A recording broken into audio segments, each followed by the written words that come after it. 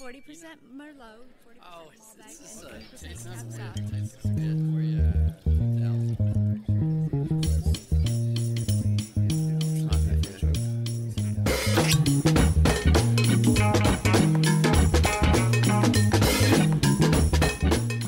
Welcome to the Wine Enthusiast Podcast, the world in your glass.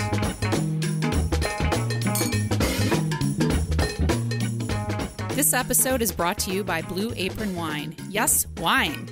If Blue Apron could make home cooking cool again, why not the Wine Club? Blue Apron only seeks out best-of-breed wines, including Uvaggio, a regular enthusiast editor's choice pick. Most other wine clubs just send you cheap reds and whites dressed up with fanciful labels. Only Blue Apron Wine has some of the world's best winemakers working with them exclusively. Get $25 off your first shipment of 6 wines at blueapron.com/corkscrew. Susan Kostrzewa, executive editor of Wine Enthusiast magazine. In this episode, we'll talk about our annual Top 100 Wines list, our Top 100 Spirits list, and our Top 25 Beer list, getting the lowdown on how they're created, some of the exciting trends they represent, and giving you a head start on what to buy before the rest of the world catches up. Lauren Buzzio, tasting director and managing editor, Wine Enthusiast magazine. So it's that time of year when we look back and review all the great wines, beers, and spirits that we've tasted as a collective team over the year. And as part of that list, our top 25 beers. Lauren, as the beer critic who is collecting all these reviews, can you talk a little bit about how you create that list every year? Definitely, and I'm super happy to be talking about beers, something that I'm really proud Wine Enthusiast has covered and that we have reviewed since 2009, actually. We're coming up on 10 years of beer reviews, which is a big deal because obviously, you know, we're always promoting good wine, but it's important that we promote the lifestyle of just good beverages, and certainly craft beer and well-made artisanal beers and imports are definitely a part of that, in addition to spirits, of course. So I will just start by saying, yes, we are proud cross drinkers, and I'm so happy to have yet another year of the top 25 beers list to talk about. So the list, I generally review about a little over 100 beers every year. So it's a little bit easier, admittedly, to call this list down to the top 25 than, say, the Enthusiast 100, where we're dealing with over 22,000 wines to really call that down from. But nonetheless, there's still a ton of diversity, a ton of interesting options. The key thing here is this list. Beer lovers are, like winos, very, very passionate, very outspoken. They have very strong opinions. So the thing that inevitably comes up with this list is feedback on, how could you have left off this beer? Or, oh my God, this beer is amazing. What are you, crazy? I have to say, very often, repeatedly, this is not the best 25 beers of all time, or even that was released this year. This is just the top 25 beers of what we tasted over the past year. And again, within that context, we have a great variety of styles, from classic IPAs to exciting new American wild ales, stouts, porters, Belgian quads. There's really something in there for every beer palate. Well, yeah, I think the diversity of the list is part of what makes it really interesting. And I also think it reflects what's happening in the category itself, which is really innovative. I think the culture of beer tends to be quite experimental and, maybe not, even though there's a long legacy of tradition in making beer, it just feels to me like the people who are in that industry really push change. So can you talk a little bit about how the list reflects that innovation this year? Definitely. Well, like you said, though, it reflects that innovation as well as reflecting those classic, traditional, just high-quality, well-made beers. As an example, the number one beer. It's a Rodenbach beer, which is a classic Belgian brewery, probably one of the most well-known and respected Belgian breweries for I don't even know how many years, right? It's an iconic brewery that makes these beautiful Belgian-style wild ferments. So in this case, we have the Character Rouge from Rodenbach, which is a new beer from them. It's a Flanders red ale. It's a beautifully balanced beer. It has that terrific richness and malty sensations, but it has that real verve and vivaciousness from the spontaneous ferment, that high acidity, those bright red fruits. It's just this, out of anything really, the spontaneous ferments and the wild ales are totally wine drinkers' beers. That's the bridge that I always tell people to cross when they're wanting to get into the beer world and they just don't know where to start. Or they're like, oh, I don't like anything hoppy. I don't want any IPAs. Okay, it's also like saying I don't like Chardonnay, right? There's a Goldilocks beer in any style for everyone, right? But when it comes to winos who are really, we're used to that acidity, we're used to that freshness, we're used to complexity, these wild ferments, spontaneous beers, especially the traditional Belgian examples, are totally the way to go. That will not disappoint. Right. So can you talk about some of the areas in the country that you perceive to be emerging for beer that you're keeping an eye on right now? The brilliant thing about what's going on in beer right now, much like with wine, I suppose, with wineries in all states, is that there's really breweries and local brewing scenes just about anywhere you can go. I think there's a statistic that you're within 10 miles of a local brewery pretty much anywhere you go, which is an amazing thing because it really lends itself to this beautiful locavore homegrown culture where people get really invested in their local businesses, in what's available to them. You also have a lot of breweries that are trying to work with local ingredients, whether it's hops or malts or fruit additions from the farm down the street. So it's a very beautiful, almost back to, colonial days where you were sourcing from your neighbor down the road. Well, I was going to say, how has it changed in a way? I mean, there has actually been a tradition of beer making throughout the U.S. for centuries. I think maybe it's just becoming slightly more commercial now, but it's sort of been there all along, correct? Yeah, it's been there all along. And you're right that it's sort of become more commercial. And certainly we've seen plenty of the bigger companies sort of become more interested in these smaller craft companies because there, again, is this devotion to those local, small, really artisanal craft breweries that are doing very specialized things in the areas that they're from. You have a lot of brewers who are playing with ingredients that are only available to them because of where they're situated. So you have like the brewery on the West Coast that's sourcing local oranges to use in their Share This selection. You have New Glarus in Wisconsin that's working exclusively with Wisconsin cherries that are, sourced from down the road. You have local hop farms that are, again, popping up all over the place where they can survive. There are these local scenes, there are these thriving scenes and exciting scenes pretty much just about anywhere you go. Even, I'm based in Connecticut. Even Connecticut's beer scene right now is like popping up like mad. Okay, well, let's get back to the list. And I'd love for you to give some examples of, say, a great beer from the list that's for the connoisseur. So somebody maybe who already really into beer, but you want to surprise them. And this kind of goes into whenever you're gifting beers as well. Say it's a beer geek that thinks they know everything about beer. What's one that you would be like, this will surprise them and make them really happy? Well, I don't think it'll surprise them because chances are if they're a beer geek, they're already well aware of this beer. But Goose Island's Bourbon County Stout, that's like one of the top beers on any beer geek's list. But this year, the 2017 was just a beautiful selection. They're vintage dated. They're also beers that can cellar really, really well, which is sort of counterintuitive to the way that a lot of people perceive beer. And certainly there are some styles that lend themselves to cellaring more than others, right? So, this bourbon barrel aged, really big, really intense, flavorful stout can hold for a few years versus a fresh hop IPA. You're probably not going to want to cellar that. That's not really going to change in a beneficial way or really the way that the brewer wanted you to experience the beer, right? But something like Goose Island's Bourbon County Stout, I have bottles from probably about 5 years ago that I still consider pretty young. So That's cool. Yeah.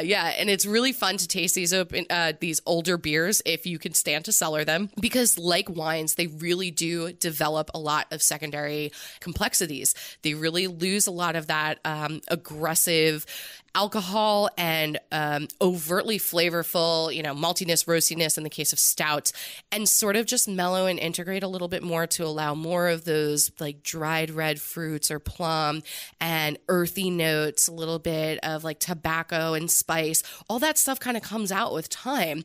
So that's a really great exercise also to buy a few bottles. So you could pop one now and then pop one in like 3 to 5 years and, try to remember the difference. It's also just fun, it's kind of a fun thing to do to Totally see how it's developed. Totally. And going back to like the Rodenbach, those traditional Belgians, I mean, again, the wild ferments, the Belgian style Flanders ale, red ales, old Bruins, anything with that really intense profile. And again, the acidity that comes with those beers, the natural acidity in them, that lends itself to aging. So some of those Belgian beers, if you go to Belgium and you're at a really great beer bar, you can get, a great vintage beer that's 20, 25 years old, and it's fantastic. It's mind-blowing.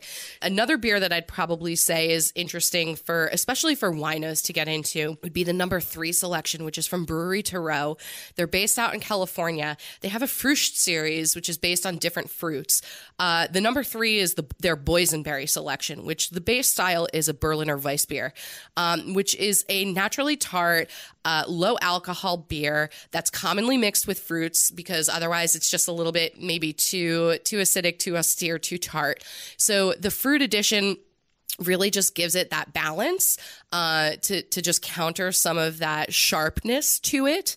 And again, this is a beer that's like totally ideal for winos, for people who are into wine, who are looking for that freshness, that lift. You're really going to get it in a beautiful beer like this. Can you give examples of a couple of really sort of fun, easy drinking, maybe sort of entry-level beers for somebody who maybe doesn't know they like beer?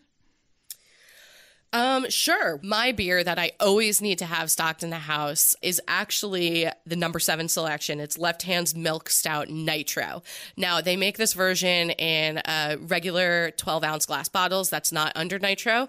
But this version, which is carbonated with some nitrogen in it, so it allows for a different mouthfeel. It lends itself to a bit more of a creamy, cascading, beautiful pour.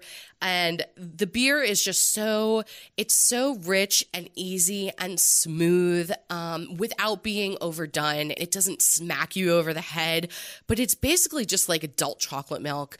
It was the first beer that I had to have the second I could after I gave birth, because it's... Wow, that is definitely a thumbs up on that beer. I know. It's just so good and so easy and so satisfying. So even though it's roasty and rich and flavorful, so it's not necessarily, like you were saying, a light beer, it's still a good entry because it's relatively low alcohol. It's 6%, so it's not like a 10, 11, 12, bomb. But it's not, it's not 5 or 4.5 like some light lagers. But it's accessible enough that you can enjoy it. Again, it's so smooth and easy. I've been really hard pressed to find anybody who doesn't love this beer as much as I do. Any other favorites from the list personally that you like to keep stocked in your fridge? Not to be, play favorites or anything, but you can. I have to say, I absolutely love what Captain Lawrence is doing. I have to call them out a little bit because we were talking about local breweries and sort of hometown heroes. And Captain Lawrence, I've followed them. They were actually our number 1 beer. Now that I think of it, they were our number 1 beer on the first top 25 beers list that we did, I believe, in 2009. It was their Rosso y Marron, which is a American wild ale. So yeah, I've been following them for a long time. Scott, the brewer, the owner, is just an amazing guy, and they're so innovative. They're so into their local scene. They're based here in Westchester County, New York. And the number 8 selection, which is the Powdered Dreams, it is double dry hopped with Citra and Mosaic hops. So it's definitely not shy on hop flavor.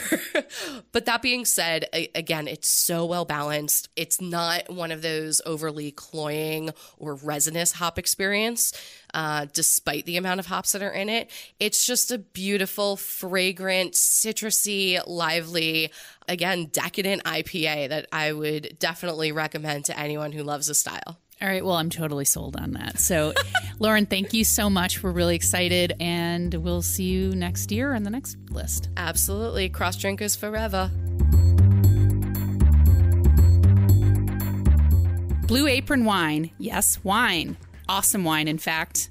In a head-to-head taste test of several wine clubs, Bloomberg recently wrote, Blue Apron is the clear winner, way more sophisticated in taste. Just as Blue Apron doesn't compromise on the quality of ingredients in their meal boxes, Blue Apron Wine only works with incredible vineyards and winemakers, such as Vengi in Napa, Mount Beautiful in New Zealand, and regular enthusiast high scorer Uvaggio. Every amazing wine is just $10 per bottle. Get $25 off your first shipment at blueapron.com/corkscrew. Terms and conditions apply. All orders are handled by Blue Apron Wine, Napa, California. Alex Peartree, tasting manager at Wine Enthusiast magazine. It's that time of year when we review our top 100 list, which is all the best wines that we've culled from the over 22,000 wines we taste a year. 23 this year. Well, all right. Then I can't even keep up with how fast this thing is moving. So, Alex, given that you're kind of overseeing the tasting department and you really do help put this together, can you talk about how the list is created? Sure. Yeah. So, as you said, we taste nearly 23,000 wines, and every year we come up with this top 100 list. And this list is a culmination of really everything we've tasted, and we try to get a good selection of different styles, different varieties. This year we included 17 countries on the list. The number one wine this year is the Gary Farrell Russian River Selection Chardonnay. What makes this so incredible and why we chose it was because it's, number one, pretty widely available, but two, it rated incredibly well. It's at a great price, $35. And to further the buzz, we haven't had a white wine at number one in over 10 years, so this is kind of a big deal for us. We really do try to hit up all the classic regions, Italy, France, Spain, of course, California and Oregon and Washington, but we also try to include new buzzworthy regions as well. For me, I tend to gravitate towards a lot of Italian, and we definitely hit Italian pretty hard on here. So we have, for whites, some great Northern Italian whites, really high, crisp in acidity, which makes them really, really adaptable for pairing food. There's great Chianti on here, San Felice, which is consistently on our list just because it's such great quality. And of course, there's Barolo and Barbaresco. So it's obviously the list is not just based on score alone. It's based on, the buzzworthiness, as you mentioned. Can you talk a little bit more about that? Sure, yeah. We look at a lot of different qualifiers to get wines on the list. And a lot of it has to do with the quality to price ratio. If a wine is a little bit lower in price but scores really well, it's probably a good contender for the list. And we also look at the buzz factor, which is, what's kind of trending this year, and what are we looking to kind of promote or get excited about? Right. I mean, I think that's been happening for a while. I've been watching, again, classic regions, but maybe classic regions that are now making unusual varieties, or, in the case of, say, like Burgundy or Bordeaux, affordable examples of great wines, whereas in the past it might have just been, a pricier wine. I mean, I think that you see that on the list as well. Yeah, like, for example, we actually have a California Gewürz on the list from coastal California. So this is like not typical. Everyone's very familiar with Cab and Chard, but seeing an aromatic, cooler climate variety coming from California and done well is pretty exciting. So one of the other categories that I think is sort of emerging now would be sparkling wine. Can you talk a little bit about the sparkling wines on the list? Definitely. So one of the regions that that has been popping up over the year is England, and we have an England sparkler on the list, a bubbly Brit. They'd follow the champagne method, and they are done with the traditional varieties of Pinot and Chard. And what's more interesting is actually, as the region develops, they're shying away from doing non-vintage blends, and they're doing more single vintage bottlings. Oh, great. What do you think is a sleeper wine or category that everyone should know about from this list? And this can be, your own personal interest or just from your perspective. What's something people should be paying attention to? As the list was coming together, one of the things that really surprised me was a wine that is still available on the market, and it's from 1996. It's a Coteau de Léon. It's a sweet wine from the Loire Valley made from Chenin Blanc. So seek it out. I'm sure it's going to be an amazing wine. And we do have a great Riesling on here from the Finger Lakes. I personally don't think this is too sleeper, but I love Finger Lakes wines. I'm from upstate New York, so I'm a little partial to them to myself. Another region, for my own personal drinking enjoyment, I love wines from Austria. So there's a great Blaufränkisch on here. There's obviously great Gruners as well. Kara Newman, Spirits Editor, Wine Enthusiast Magazine. Well, I can't think of a more exciting year to be looking at spirits as a whole, because there's so much innovation happening. And Kara, obviously, you taste through so many spirits internationally all year that I'm sure it's a hard choice to make when you're putting this list together. So I would love to know more about how you put the list together and kind of what the criteria are for you as you're going through all these different categories. Well, first of all, the list probably could have been twice as long as it actually was. There were just so many amazing entries this year. But the process for putting together the list overall is we compile all of the spirits that have come in throughout the year, all of the ratings, and then we sort through them, of course, by score, by spirits category, and then we try to make sure that there aren't too many overlaps, that it's balanced in terms of the producers, in terms of the distributors, in terms of the spirits types. Can you talk about some of the emerging trends that you see reflected in the list this year? Because I'm sure as you're tasting through, you see things popping up that might be of interest and maybe are different than the last year. Well, this year I felt like it was America's year. It was just so incredible to see all of the American single malts that previously wouldn't have been on the list because A, they didn't exist, and B, because they weren't so amazing. It's been this emerging category, and it was so interesting to see the diversity in the category and to see them score so well. It was encouraging. I'm really excited about what that category holds going forward. And also in terms of American spirits, it was a surprise to see so many American brandies. I didn't expect so many American brandies to score so highly. There was one from Germain Robin, which makes wonderful brandies out of California. And theirs was, it might have been the single top scorer for the year. Yeah, I saw a Michigan brandy on there. I have to, full disclosure, say that I'm from Michigan, so I just thought that was quite interesting.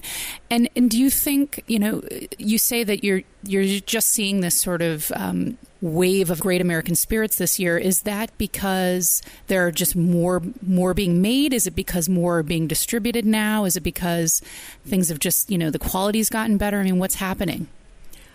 It's a matter of more, of course, but we finally hit this inflection point where the craft distillery business was just up and coming maybe 10 years ago, 5 years ago, and they've really hit their stride, and they're making some amazing things. There's been enough time for products to age properly. There's been enough time for trial and error, and it's finally the time. And it's not surprising to me that so many larger producers are now coming out and snapping up those smaller producers because the spirits are now of just such outstanding quality.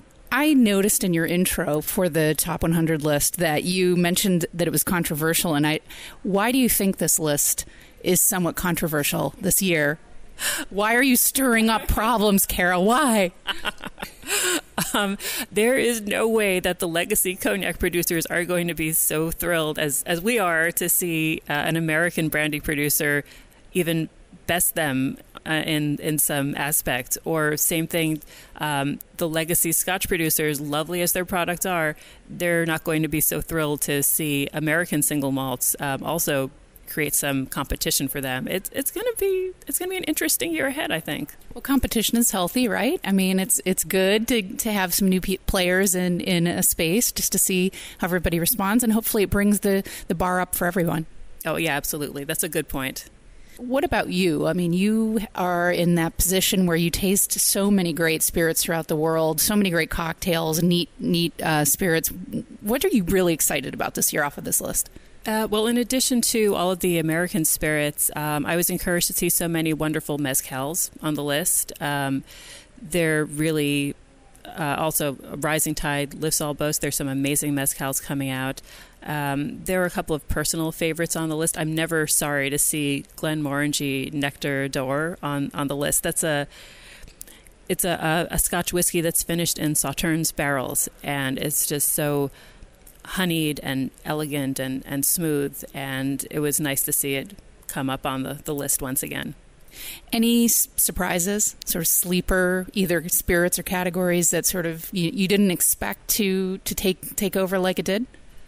One of the spirits that really surprised me was a mushroom-based cordial from Art in the Age. There's a producer, Tamworth, distilling out of New Hampshire, and they came out with a product that's a black trumpet blueberry cordial, and it was just so crazy. It had all those beautiful blueberry jammy notes that you would expect from a berry cordial, and then there was this umami savory undercurrent that just really surprised me.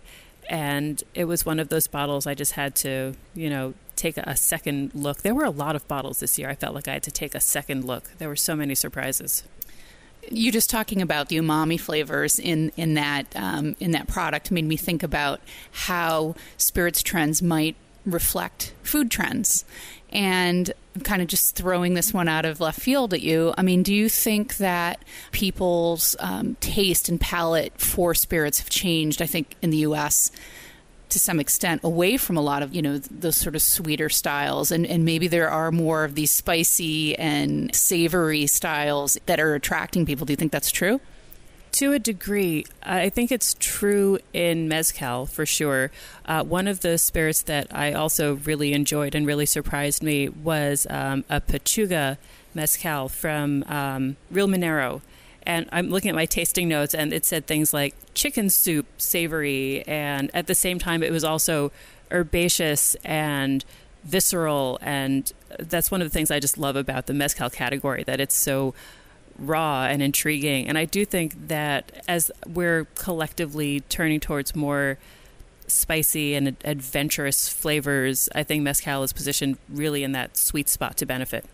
Okay, well, I'm sure there's a lot more that we could say about the spirits list, but let's let the listeners actually check it out and work through the list on their own. Kara, thank you so much, and we're excited about next year's list as well.